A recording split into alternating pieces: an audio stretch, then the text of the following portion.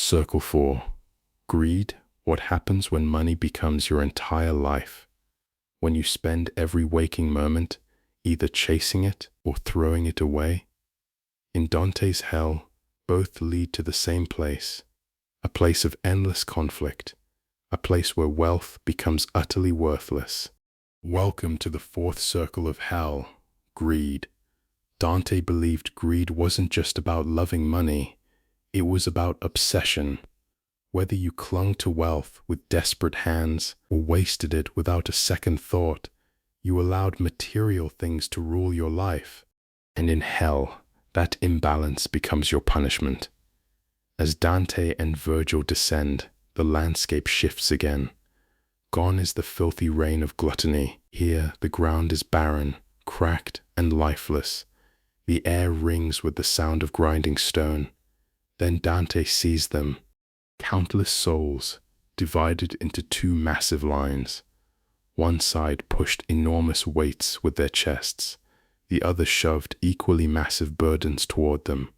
They strain, they grunt, they struggle, and when they collide, they scream accusations at one another.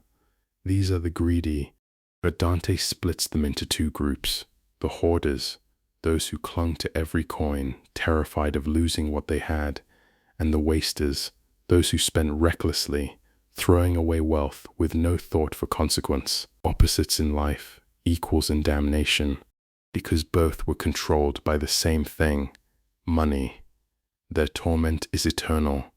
Each side pushes its crushing weight in opposite directions. When they meet, they crash violently together. Then they shout, "Why do you hoard? Why do you waste?" And immediately they turn around, only to repeat the process forever. No progress, no victory, no purpose, just endless labor in a meaningless cycle. Kind of like some office jobs, if we're being honest. The symbolism is perfect. In life, these souls revolved around possessions. They spent their lives pushing wealth back and forth, accumulating, spending, protecting, squandering.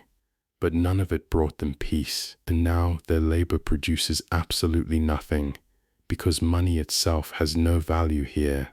Only the obsession remains. This circle feels painfully modern. Some people sacrifice everything to build fortunes they'll never enjoy. Others burn through resources chasing temporary thrills, different behaviors, same prison. When wealth becomes your master, you're already carrying the stone. In the fourth circle, no one wins, no one gains, no one learns. They just push forever. Next, we descend into a river of rage, the fifth circle of hell, wrath.